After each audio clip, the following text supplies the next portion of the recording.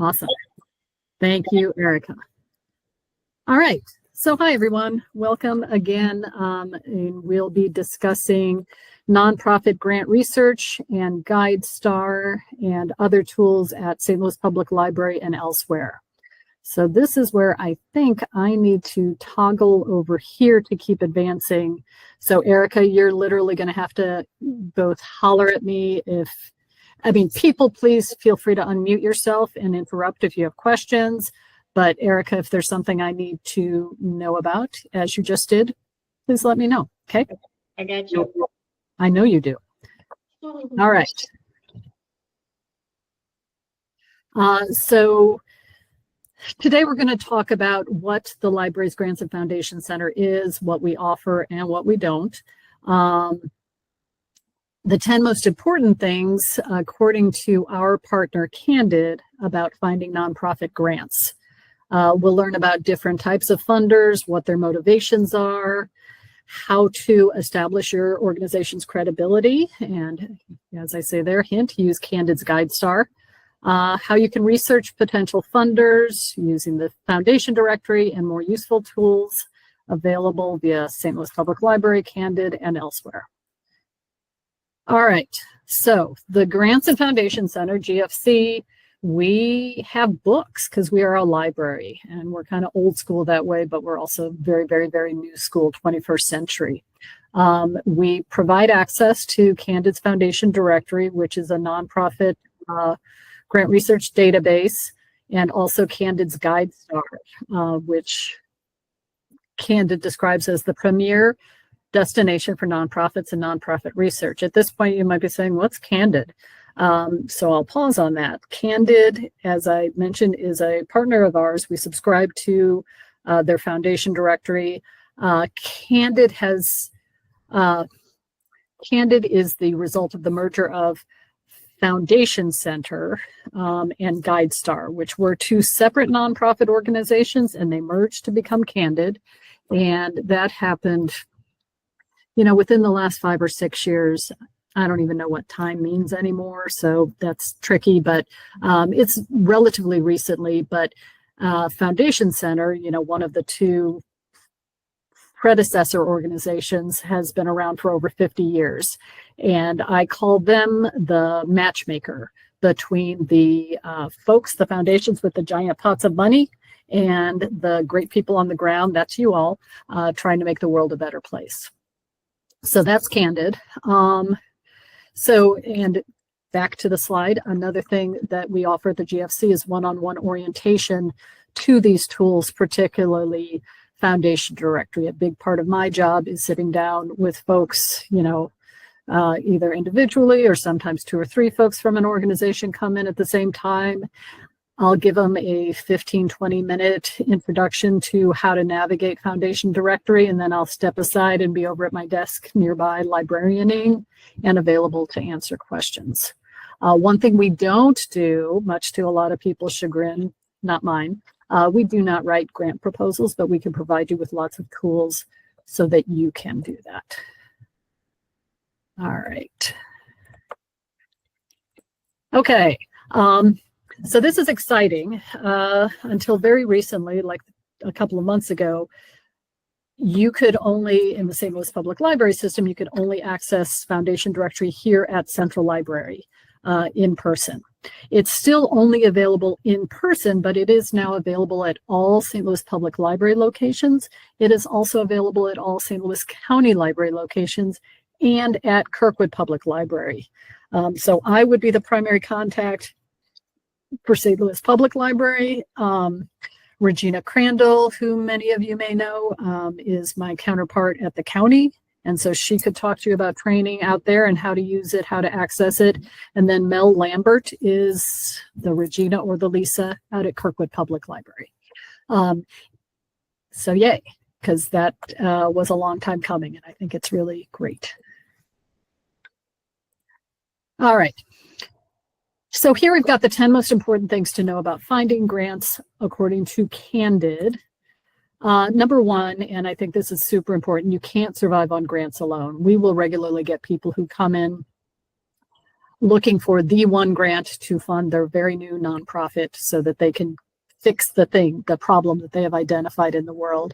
And that's just not how it works. And here we can see these are 2023 numbers, but in the pie chart of nonprofit giving, 67% of the money that goes to nonprofits and helps them to achieve their missions is coming from individuals. You can see down there, the bottom right, 19%, so not even 20% is coming from foundations, and those are the grants that we'll be talking about. And then we've also got bequests and corporate giving.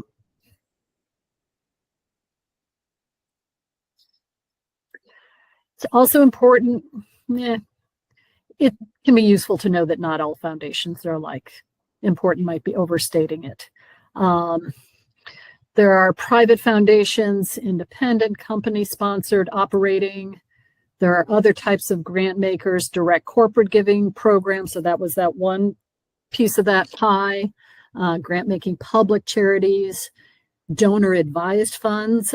Erica and I think I see some of you who were in the community-centric fundraising program, got an earful about donor advised funds. And those are essentially, as I just tried to describe in there, that's St. Louis Community Fund, Fidelity, Schwab. They are organizations, sometimes nonprofits themselves, sometimes they're investment firms who take stewardship of rich people's money. When the rich people are like, I want to give this to charity. And as the example I gave, I care about puppies in the theater. Here's my big pot of money. Please give it away, as you see fit. So they're just kind of a different sort of animal, and approaching them, we do differently. Number 3, and this is important, foundations must give money away. And this came up in that recent session as well. Foundations are required to give away each year at least 5%. They can give more, but at least 5% of their prior year's assets. And in theory, that's why they're around, is to help us all make the world a better place. They have different motivations. Private foundations, it can be like, our grandmother died of cancer, so we want to, give a lot of our wealth to help eradicate cancer. They will have different philanthropic goals and interests, and some of them are very broad, some of them are very specific and focused. Corporations, they care about branding, they care about corporate social responsibility. They want to both appear to be a good citizen, and also they, selfishly want to be in a functioning community where people are going to good schools, getting good educations, to be part of their workforce, where people are out in the world making money so they can buy whatever product they have. And then grant making public charities, they're trying to make an impact in a particular community, a particular region, particular population group or issue. All right, number 4, we need to remember grant writing is never about the need of your organization. One does not want to say, for example, our charity needs a new van. We really, really, really, really need a new van. You want to say something like, our charity is serving these hundreds of kids in our summer camp program, but without transportation to get them to the field trips and to the educational things and the swimming pools and all of the fabulous things that we're going to do to enrich their lives, we can't meet our goal. So it's about the needs of the folks that you're serving, the community that you're serving. You also need to establish your credibility. Are you a legal nonprofit with a 501c3 determination letter from the IRS? Is your mission compelling, and will it match the funder's focus area? You don't want to change your mission to match a funder's focus area, of course, but that's how you're going to determine which funders to approach. If you are all about the puppies, you don't want to say you're all about the cats just to get this particular grant fund. You just want to find the funders that also care about the puppies. You want to have strong leadership. You need to provide high quality programs that actually address a real need in the community. And you also need to have an organizational and financial infrastructure. All right. One way you can establish your credibility and share it with the funders is through Guidestar. And Candid's organizational profile. As I said, Guidestar used to be a separate entity. Now it's part of Candid, but it is a tool that is freely available. We have access to it at the library, but you can also just get it anywhere you have internet access. And what Guidestar does is, as soon as an organization, and I shouldn't say as soon as, when an organization gets their 501c3 determination letter from the IRS, Guidestar should get that information. I don't know how often they update it, but if you have a 501c3, you are likely already in Guidestar with just a skeleton profile, what your legal name is, where you are organized. And the more information you add, the more transparency there is and the more folks will know about you. And so Candid offers these seals of transparency.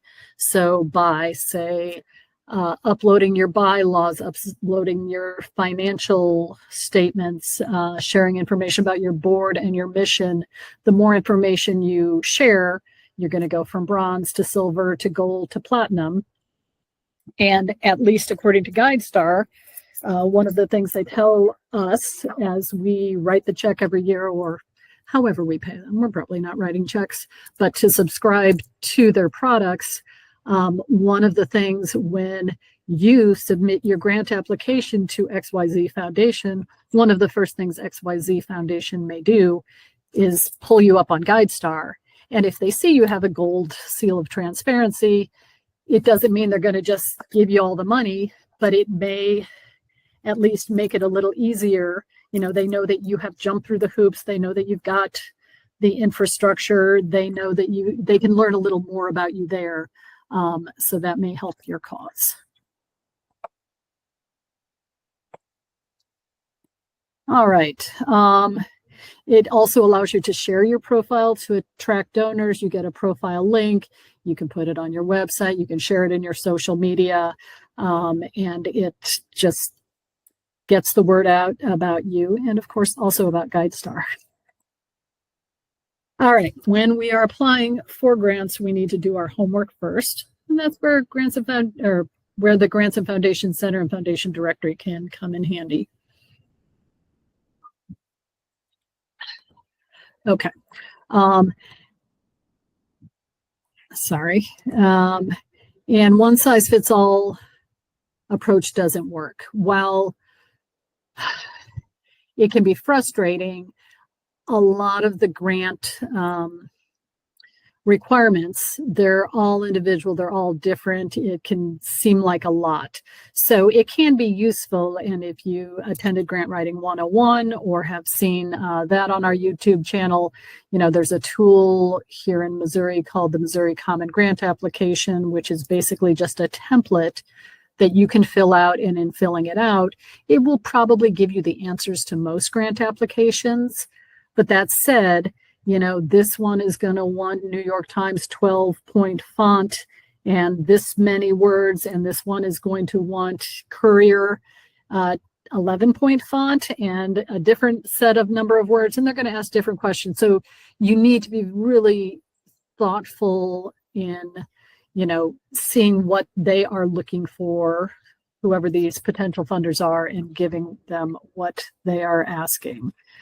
You know, we all copy and paste, but you have to do it carefully. To get the grant, you need to find the right match. You know, who funds in my area of interest? Who is giving money to help support the organization or the population that I work with? Who funds here in St. Louis or wherever you are based? Who's going to give me the money that I need to buy that van? So 990s are the tax form that all nonprofits, including nonprofit foundations, submit annually to the IRS. You could look through them. They are publicly available. They're also really boring and hard to get through. Foundation Directory culls through all the 990s and pulls the information that you're looking for, including, each year when the foundations submit their 990s, it will include in their lists of whom they gave to, how much they gave. So all of that is pulled into Foundation Directory. And I'm going to do a little mock demonstration of that so you can see what that even looks like. So Foundation Directory helps you develop a prospect list. It can help you make connections. They've got a LinkedIn feature. So you can maybe see, particularly for local funders, who on my board, who in my professional circle knows someone on that board, so we could actually get a face-to-face. So it is, I believe, a useful tool. It can also help you ask for the right amount. You never want to ask for way too much, where they just kind of throw your application in the trash, or ask for way too little if you could have gotten more. So using Foundation Directory, you're able to see what their average giving is, who they've given to in your area, et cetera, and how much they've been giving. And as with much of life, you don't need to know someone, but it helps to know someone. So again, I mentioned the LinkedIn that they've been adding so that you can possibly get in touch with funders that way. It's helpful to be linked in with all of your board members and donors, organizational partners, so that you can find those connections. And of course, the proposal is usually not the first thing a funder wants. There are different ways to make the initial approach, and some of the information available on Foundation Directory is if there is a phone number, there will be the phone number. If there's an email address, if there's an actual person, that information is there on their profile. Going back to, it may have been the 6th point, an earlier point about doing your homework first. Before you make an initial approach, before you make a phone call, before you send an email, if there's a website, you'll want to have looked at the website. You don't want to ask a question that is answered on the first page of their website or is otherwise readily available. So you want to do a little homework first. All right, so as we've said, and as Candid would like to help you do, you will want to prove that you are a credible nonprofit. You will want to find the right fit, both in terms of like mission and population and the work that you're doing, and also size of the grant and geographic area. You want to look at the funder's motivations and interest. You want to be able to show how that's aligned with what you are hoping to accomplish, but again, without changing what you're hoping to accomplish. Stay true to your mission, but just find funders who you think would be a good fit with that. And to be ready, know who you're approaching and why, and be ready with some good questions and to have a conversation.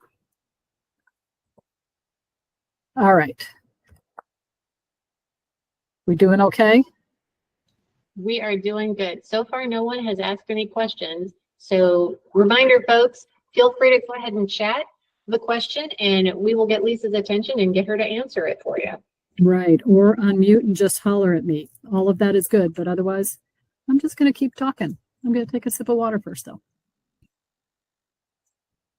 All right, so I'm going to talk about how to access Foundation Directory at St. Louis Public Library, but as mentioned, St. Louis County Library, Kirkwood Public Library, all subscribe to this tool as well. As I say here on this slide, unlike a lot of the library's digital resources that you could access from home in your jammies, this one you do have to come physically in person to the library to use, but now all of the locations. And it can be helpful. A couple of things that can be helpful. It can be helpful to bring a flash drive, thumb drive, because while you have to come to the library to do the research, you can download your search results in a spreadsheet format that will include all, website if there is one, physical mailing address, email address, phone numbers, all of that stuff. So a great spreadsheet, a great source of information to work from. And you can also email profiles to yourself from the database. So while you do need to come physically into the library to do the research, you can get much of the information that you pull out to look through back at your office, back at home, at your leisure. So flash drive. Also, the way our database computers are set up, while we're obviously hooked up to the internet, we're blocked from much of the internet to keep people from getting up to shenanigans at the library. So there are links you can't get, for example, to your Gmail. You can't, some of the links that you will see in the profiles, they won't work at the library. So sometimes people bring a laptop as well, so they can be doing some things on the side. All right. Here we go. So earlier this week, I just did this sample foundation directory search just to show what it looks like. And so when we're doing a search in foundation directory, the most important things we want to look for are our what and our where. What is your organization doing, and where is it trying to do that? You can also add a who. There's other layers that you can add, but we start with the what and the where. I typed in homelessness in St. Louis because, I am concerned about our unhoused folks, and I know a lot of other people are. So I typed that into the search bar, and you can see above that they're showing results for housing for the homeless, homeless services, human services information, which is super broad, homeless shelters, St. Louis, Missouri. And then they added some who. They added homeless people and out-of-home youth. And with that, and I'll point out also right below the search bar, homelessness in St. Louis, there's a checkbox checked to include U.S. federal funders. The default is to include federal grants. If you know you don't want to touch a federal grant with a 10-foot pole, you can uncheck that box and, your numbers will probably come down a little bit. Federal grants can be very complex and time intensive, and some people just don't want to mess with them. Also, there's another checkbox, include grants to individuals. Grants to individuals used to be a separate Candid product, and they have rolled it into this. And that, in theory, would give access to scholarships, fellowships. If you are an artist or a musician looking for some sort of financial support, you might be able to find it there. If you're a scientist who's not associated with the university and you're looking for support, you might find it there. So that is also in theory available there. All right, so with my search, we pulled up 248 potential grant makers, and I always emphasize potential. There is no sure money anywhere. Over 1,000 grants, and those are historic grants, and those are grants that have already happened because according to Candid, the best indicator of how an organization will give their money is how they have given their money in the past, even though sometimes they'll change their focus. So that's something to keep an eye on too. And then the 36 recipients. So those are the 36 nonprofit organizations who received those over 1,000 grants from those 248 grant makers. And then a whole bunch of 990 tax forms, which you do not need to look at, but they are there should you care to. All right. So from this page, basically I did a bunch of screenshots. If you scroll down, you're going to see the top 5 of each category: grant makers, grants, and recipients. And when people are doing this the first time, especially, it can be useful to look at the past grants. And, over there under grant amount, those are each links. So you could look at that. $100,000 2023 grant to St. Patrick's Center from the Cunean Foundation, and you might see some search terms that are useful that you hadn't thought to include. It might give you some ideas. And then you can also look at the recipients.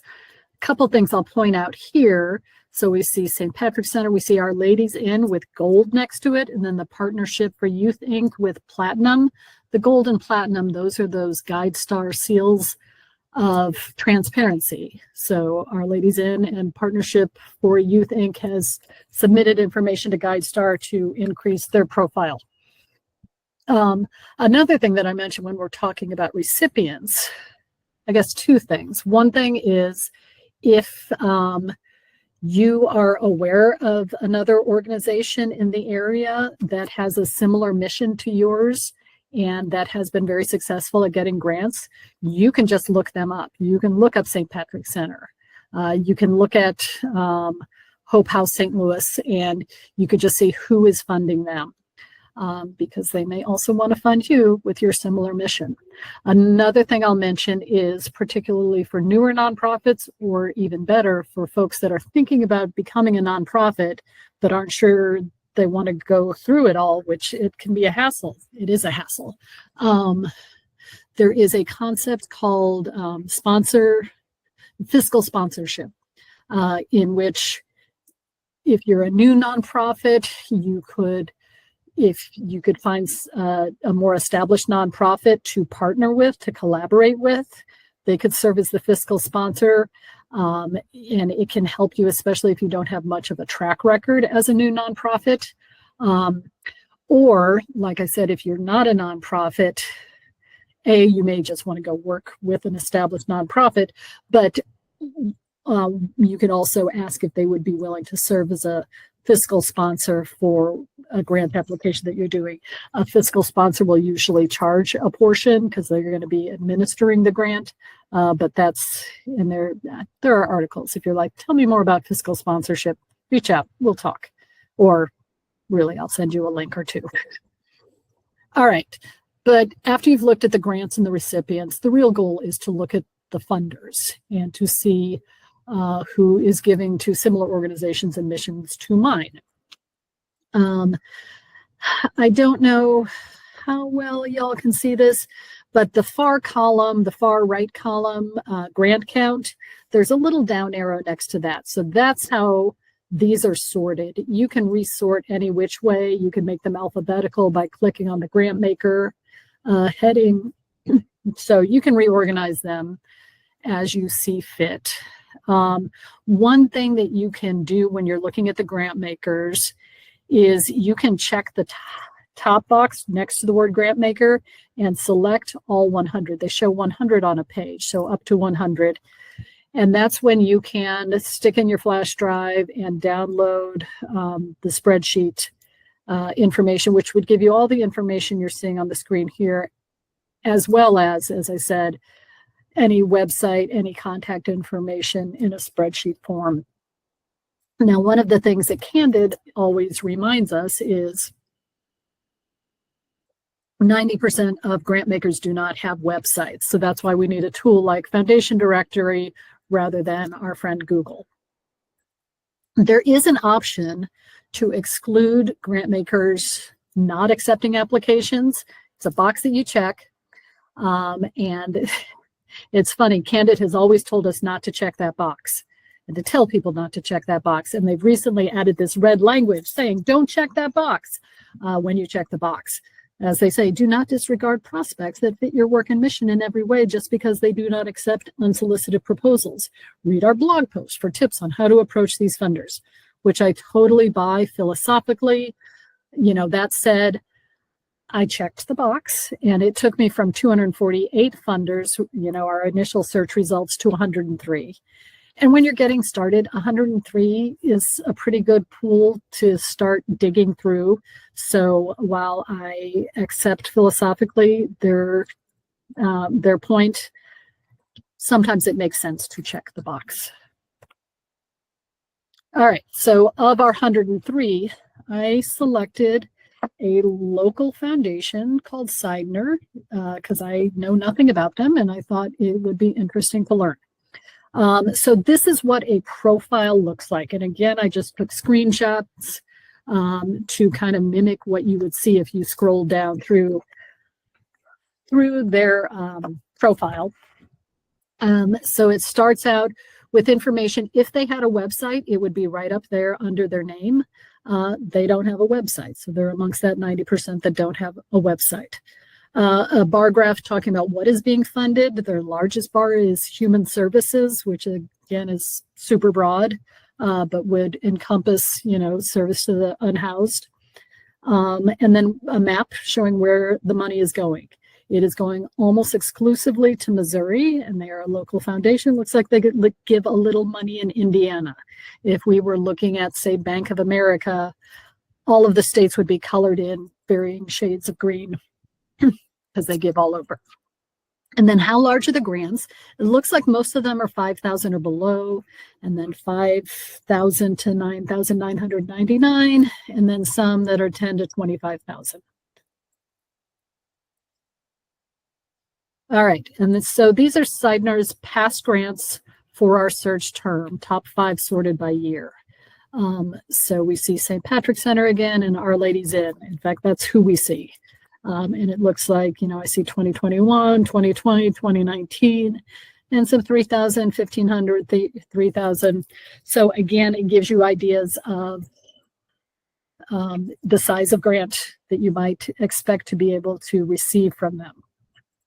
And this is showing the top 5 of 20 results. So, down in the bottom right corner, there's view all. You could look at more information, but this is sorted chronologically. You can see the little down arrow by year up in the heading. So you're seeing the newest stuff up top, which in a way might be the most relevant stuff. Hey, Lisa. Hey, yeah. We've got a question. Hi, just a quick question. This is David Miller. Can you go back a screen? I was curious if those reoccurring $3,000 grants to St. Patrick's Center are indeed reoccurring grants, or maybe the grant was for more than 1 year? Let's take a look. Yeah, so it's in 19, 20, and 21. And if this were live instead of a screenshot, I could view all and we could see if that pattern continued. But I think you are likely right, David. Sometimes, a funder will make a multi-year grant. We will be giving you $15,000 over the next 5 years. So perhaps that's what's happening here. And similarly with Our Lady's Inn, I see the 1,500 in 2020, 2021. Thank you. Is that common or uncommon? I'd say it's common-ish. I'm hesitant to say. Fair enough. It was a big question. Thanks. That anything is common or uncommon. It's all over the place, David. It's what keeps life exciting. So as we scroll down in the profile, there's a section called Application/RFPs. RFPs are requests for proposals. And once in a blue moon, you will see one on Foundation Directory, and it would be over to the right here. But most of the funders are just giving on kind of an rotating basis. They've got their funding cycle and they are always giving to someone that up to at least 5% of their prior year's assets. And this is where you will see what you need to do to apply. And like everything else, it is all over the place. This is where if I had not checked that box, you might sometimes see the very sad unsolicited applications not accepted. By checking that box, we did weed all of those out. Sometimes here we have just, this is what you should submit. One thing, copy of your IRS determination letter. And you would also submit a letter of inquiry, one copy of the proposal. Sometimes you'll see a list of 12 things that they want. IRS determination letter, a budget, a project description, financial information, so again, it's all over the place. Some organizations meet quarterly. Some have a variety of different grants that they have cycles open for. So this is not necessarily typical, but this is one of the sorts of things you can see. But there is the how to apply, and then there's the giving limitations down at the bottom. Theirs is pretty straightforward. Preference is given to St. Louis area charities. This is where you will often see, often it's geographic like that. Often it's no religious, and by religious, they mean religious organizations that will only serve one religion. So like if you're a Catholic Charities, but you provide services regardless of the recipient's religion, that's usually not what they're talking about. But like I said, you'll often see not religious, not political. This is where you'll often see we aren't going to fund your gala, but you always want to read the giving limitations and make sure there's nothing there that would kick you out of consideration. And then at the bottom, they've got who's who. And as they say, see how you're connected, click on the LinkedIn icon, but we have no LinkedIn icons here. So LinkedIn is something that Candid is going in and manually adding. So it's a time-intensive process. And between you and me, it appears that they've kind of started at the coast and are working their way toward the middle. But you do see them. All right, Candid's Guidestar is also available at St. Louis Public Library, but also wherever you are. That's where you can, beef up your profile, get those seals of transparency. Other Candid resources, they offer trainings on their website, both live virtual trainings that you can sign up for, and they've got recorded trainings that you can download and watch at your leisure. A cool thing they offer are sample documents. So, for example, I think letter of inquiry was mentioned in the Sidner how to apply, and you might say, what exactly is a letter of inquiry? But they have PDFs of actual grant proposals, budgets, letters of inquiry, letters of intent, and of course they're going to be different from the one that you're doing, but at least it will give you a visual of, oh, that is what that creature is and what it looks like. They call it their knowledge base. It's blog posts and articles and think pieces on various nonprofit topics. If you did reach out to me to ask for information about fiscal sponsorship, I would likely send you a link from one of their blog posts about that.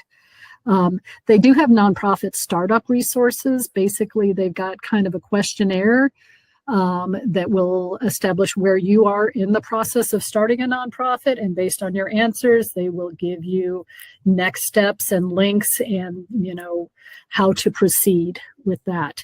And they have a Libby library. Libby is one of the digital platforms that we use here at St. Louis Public Library. They also have Libby ebooks, so they've got a pretty robust library of ebooks that you can access for free. You just need to create a login. More nonprofit grant resources at the library. We have virtual online resources with your library card. All the cool kids have them. Gale is a company that packages a bunch of information and resources for libraries, and we subscribe to several of their products. Gale courses are free 6-week long online courses. And there are more than a dozen on nonprofits, including starting a nonprofit, marketing your nonprofit, a handful on finding grants and grant writing. Gale Business Plan Builder is useful to both nonprofits and for-profits. It is a tool where you create a username and password, and it again asks you a bunch of questions and helps you to formulate your business plan. And business plan is often one of the things on the list of things that funders will ask to see. Demographics Now and Reference Solutions are both tools that we have to do market research, to hopefully answer some demographic questions that can beef up your funding proposal. So all of those are available at the library, or those are available from home in your jammies, as long as you've got your library card and PIN under our digital content A to Z resources. And so here's a close-up of the Gale courses, as I mentioned, free with a library card. And I'll mention here, no shade to them, but St. Louis Community College offers the same, but charges, I think, about $100 per course. It is free through the library. They are online. They last 6 weeks. I took a couple of these when we were closed down for COVID. I think project management class, and I forget what the other one I took was. But you are given reading assignments. You are invited to interact with your classmates. There is an actual professor. You get feedback on your work, and at the end of the day, you get a certificate. And of course, it's a certificate from Gale Courses, not from Harvard Business School, but hopefully, more importantly, you get useful information. So here, I did the search for courses on nonprofits, and there you see the intro to nonprofit management, starting a nonprofit, marketing your nonprofit, fundraising essentials, and get grants. And that's not all. And here's what Gale Business Plan Builder looks like. And then here I make a pitch for getting a library card. They're free if you live in the city or the county or St. Charles County, or if you work or own property in the city. You can apply for an e-card online and access the digital resources that are available outside, including ebooks, audiobooks. And then when you want to actually check out some of our cool physical items, which could be books or could be telescopes or could be fishing poles, you just bop into any location to show them a photo ID and or something with your current address, and we'll hook you up. And the library is fine free. That's a change we made a few years ago because we trust people mostly, but we realize things happen. And if, as happened to me, you spill something on a book, you may end up paying for that book, which I just did. So it's fine. I've got a zero balance at the library. This is where I share my information and invite you to holler at me. But I think we still have... We have about 30 minutes left. If anyone's got questions and you want, Lisa's got some time. Yeah, and go ahead.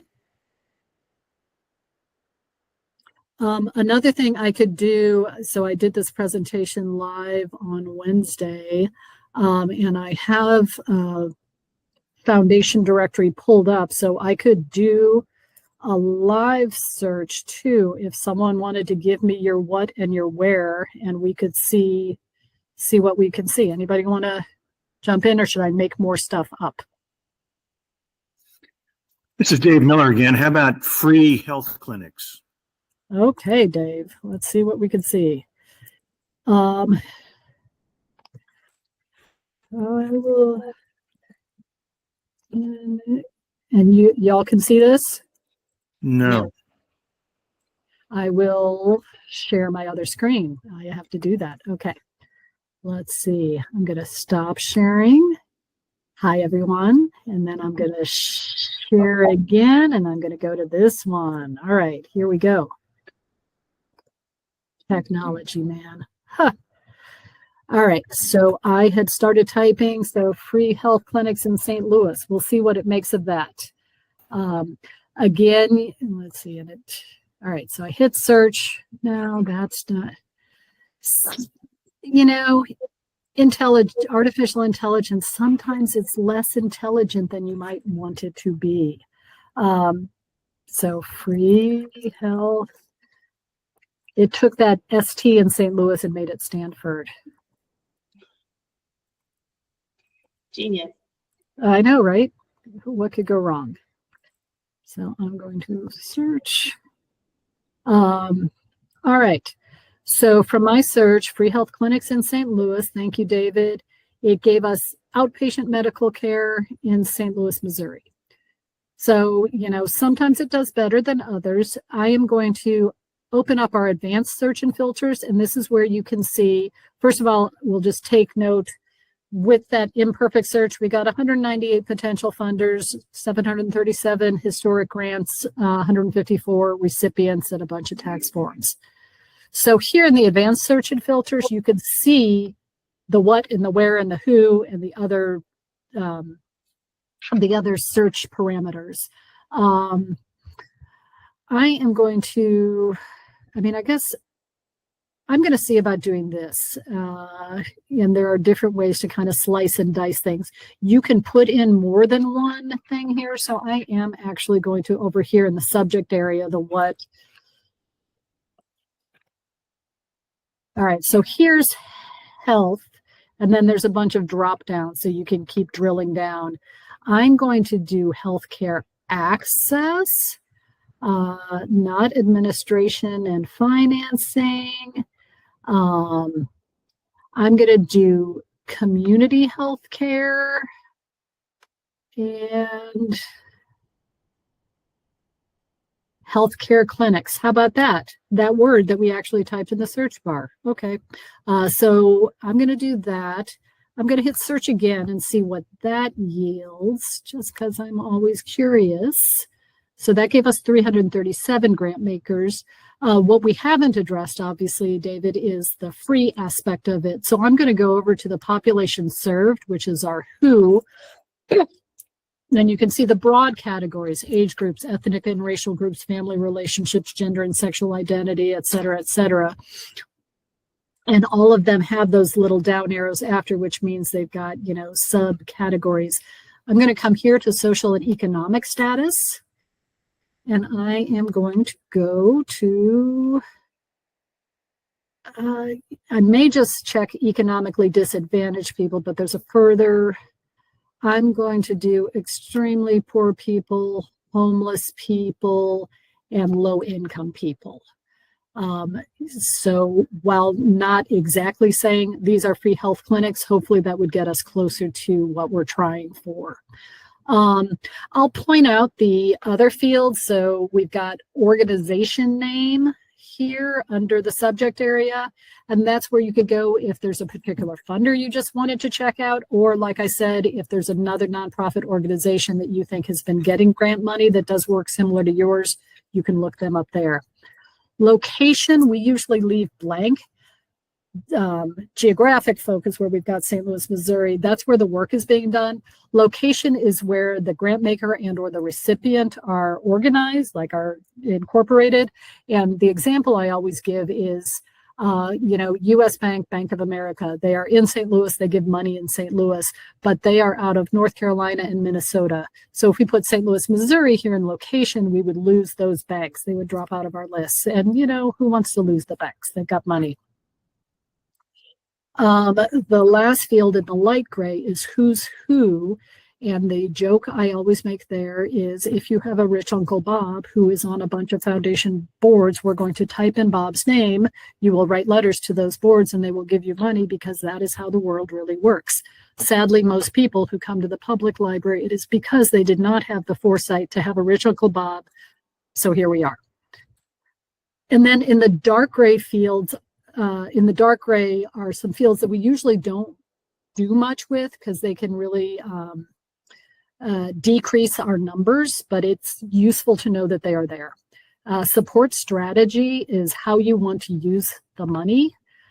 So if, for example, you, for your free health clinic, needed to renovate a building, you would check that box on building renovations. It might bring your number down to 0, in which case you would uncheck the box and go on your merry way, because you are going to write the awesome grant proposal that explains how the money that they're going to give you to renovate that building is going to allow you to do these awesome things and meet this very important need. Similarly, transaction type, that is how the grant is going to come to you. Normally, you just want the money to do the thing. But if, for example, you were looking for someone to donate equipment to you. There are in-kind gifts, and there is donated art, donated equipment, donated land. Again, you can see if that's out there. Odds are it is not, and then you will just empty that out. So like I said, we don't usually do much down here in the dark gray. Over here on the far right, organization type. Are they a family foundation? Are they a corporate foundation? Are they a private foundation? Normally you don't care. Are they the type of foundation that will give you money? That's usually what folks want to know. And then you see the slide bars with grant amount or years. It can be interesting or useful to say, you know what, I'm only interested in the last 10 years. The default is just over 20 years. All right.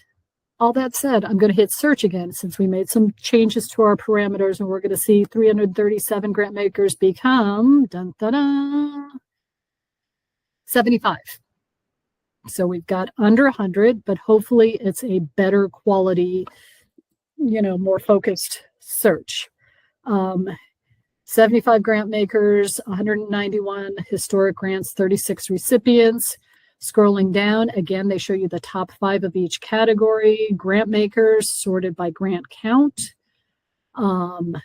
Grants sorted by year, so you're seeing the newer stuff up top. And then recipients also sorted by grant count. You can poke around in those, but as I said, eventually where you end up is up here with the grant makers, and you click view all, and it shows you up to 100. But in this case, we have less than 100, so we're going to see all of them. And this is where you could, as I said, check this box, select them all, and then you come up here and you click on that to download a spreadsheet of the results. This is where you've got the email or the PDF. So email, as you might guess, the little envelope allows you to email the results. So you could email this list to yourself. Or print the list. The PDF is to print. And then the other thing you can do is you can check 10 boxes at a time and email the profiles out 10 at a time. So with this list of 75, you could send yourself 8 emails and have all of the profiles at home. 2 of the top profiles we're seeing here, St. Louis Community Foundation and Fidelity Investments Charitable Gift Fund, those are both DAFs, those donor advised funds, which, as we said, are kind of a different animal, and they're just wonky. And this is where, going back up here under the 75, the grant maker filters. This is where you could again, you could narrow either their assets or their giving. They don't have the year slide bar there, but this is where you can check the box to exclude grant makers not accepting applications and get yelled at. The little red language will show up telling you don't check that box. But that took us from 75 to 32. And depending on where you are and what your focus is, you might want to start with the shorter list. And that did take out, it looks like, the St. Louis Community Foundation and the other donor advised fund. So I'm just going to look for a local one that I don't know is weird. And again, interrupt me as we have questions. I don't know Mildred Herbert and Julian Simon and their foundation. So when I hover over them, it gives us this little snapshot about them. But then when I click on them, here is the profile. And they are another one that doesn't have a website, because it would be up there under their name. And here we've got 5 years at a glance with our bar charts and our map, giving mostly in Missouri. They give some in Kansas, some in Illinois. Human services is their biggest thing. And then health is a smaller bar, but as I said, human services is a really broad category. And most of their grants are between 10 and 25,000. And then it looks like in 2005, so it's been a minute, they gave money to community health and partnership services for healthcare clinics. So they have not given, it sounds like, in the space for a minute. And this might be as far as you get and you go, oh, okay, I'm going to move on. But since we're here, I'm going to scroll down. They give information about funding interests as the funder has described it. So that can be useful information. Presumably their interests are comparable to yours because they showed up in our search. We've got information about them. There is this other funders to consider feature where you might see like 6 boxes show up with other funders. And here's an application RFP, and they also seem to just want a copy of your IRS determination letter, letter concept paper, 1 copy. They meet monthly. They're going to tell you in 1 to 6 months, and their giving limitation is to 501c3 organizations, which frankly, all of these are limited to that. So, and who's who, there's some real people. So even though they don't have the LinkedIn, this is local, so there might be names that you recognize there, and you may even know, oh, Susan Stapleton is, my aunt's next door neighbor. I can figure out how to get in touch with her. And then down here at the end is, they've got a PO box for their address, but there is an actual phone number. So in theory, you could reach out to them. All right, what else? So David particularly, but anyone else? Any questions? Want me to do another search? What should we do?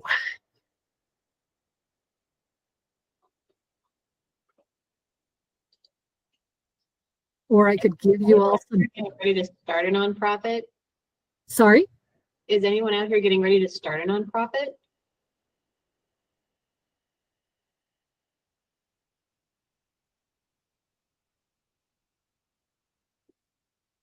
Ah, we have a raised hand. Go ahead, Val. Tell us, Val.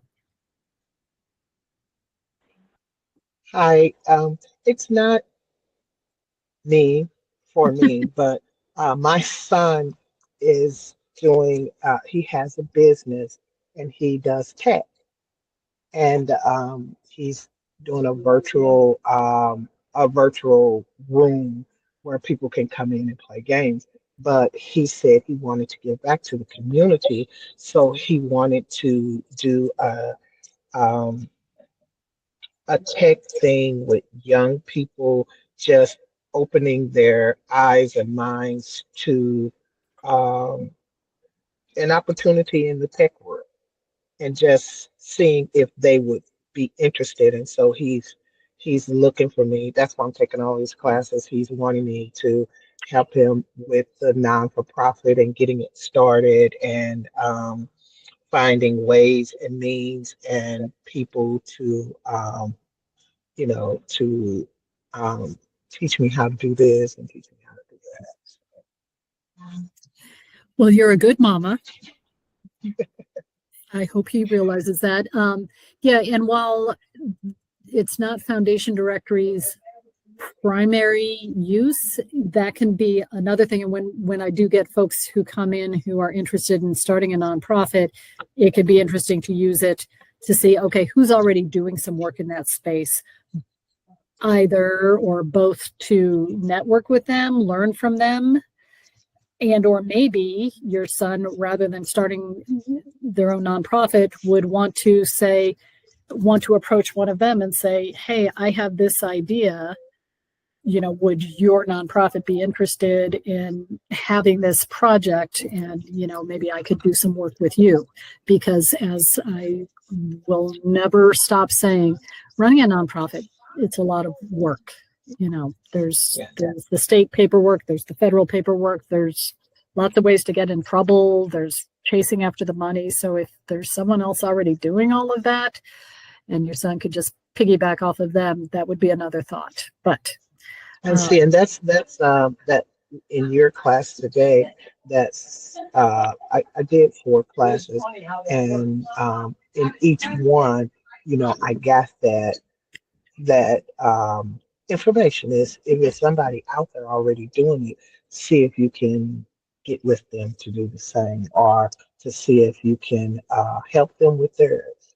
Because sometimes, there are organizations that need help, but nobody's ever helped. So, Right. Yeah, and I've heard different statistics, and I did not get an opportunity to chase down, the sources. But I think Wednesday I heard 24,000 nonprofits in the St. Louis area, but today we heard 30-some thousand in Missouri overall. But basically, there's a lot of nonprofits already out there, and obviously they're not all doing 100% unique things that no one else is doing. There's a good amount of overlap in what's being done out there.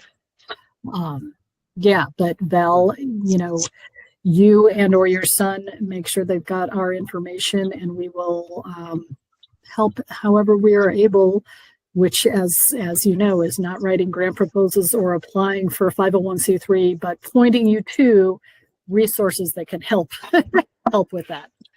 Yeah, pointing me to these researchers, doing what you did today, showing me like here's where people are, the search engine. Mm-hmm. And it's like not so much to get a grant or something of that nature, but there are companies that are out there, finding some of the companies that are out there that's doing what he wants to do. Right. And as Erica said, we'll be sharing slides and other information with the folks who registered for this and or my live session and or the other nonprofit sessions. I plan to send out to all those folks. I've got basically a canned email I send when I get the inquiries about starting a nonprofit or doing grant research.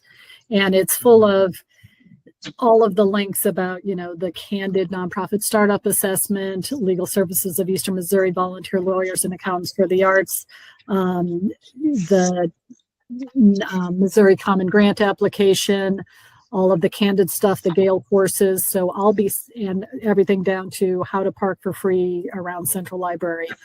So I'll be sending all of that out to all of y'all. The aspiration is next week. It's been a week, but we'll get that done.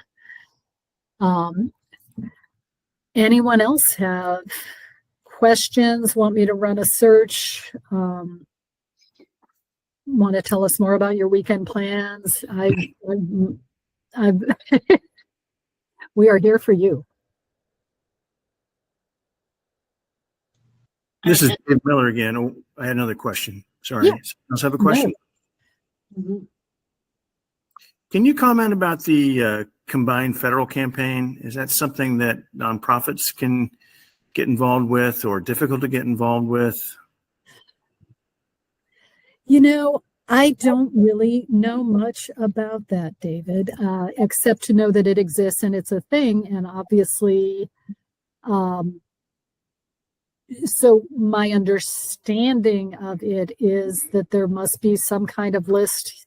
Thank you, Susan, for that. If you are a federal worker, you can say, give some money to XYZ charity. Is that essentially what it is? It is. There's a list of charities that federal employees can donate to. United Way is part of it as well, too.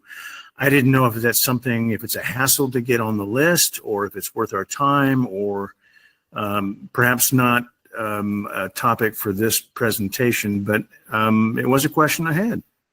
Yeah, well, this is where I'm going to give you a big librarian secret. I just Googled. The application process begins in December when the application system opens. And the application period ends at the end of February.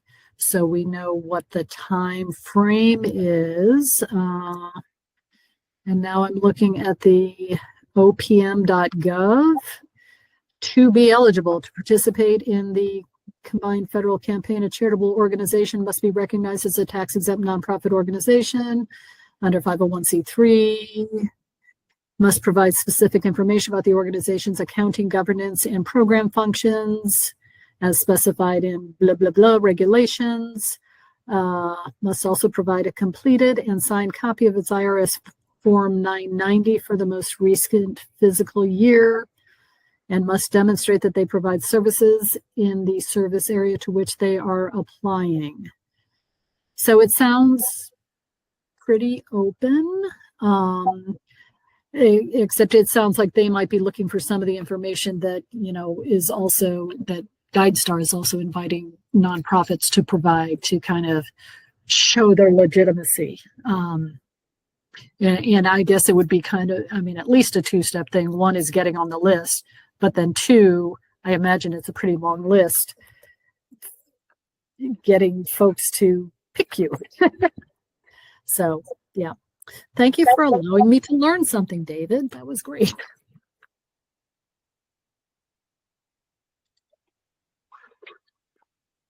All right, Lisa, I'm going to put the link to a survey in the chat.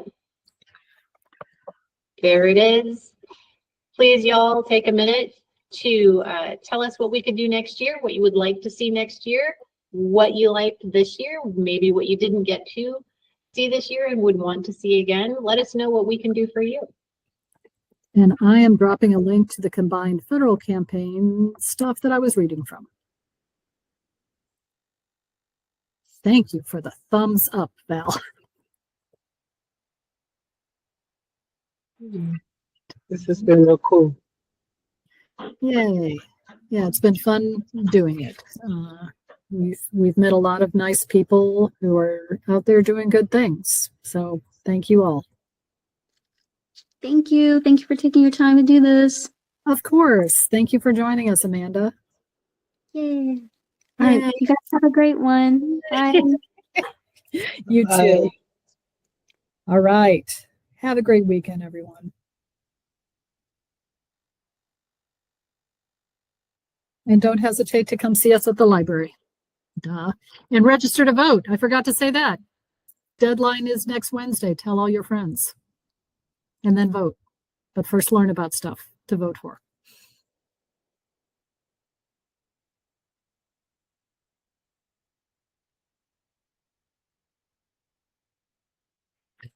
All right. Thank you, Erica. As always.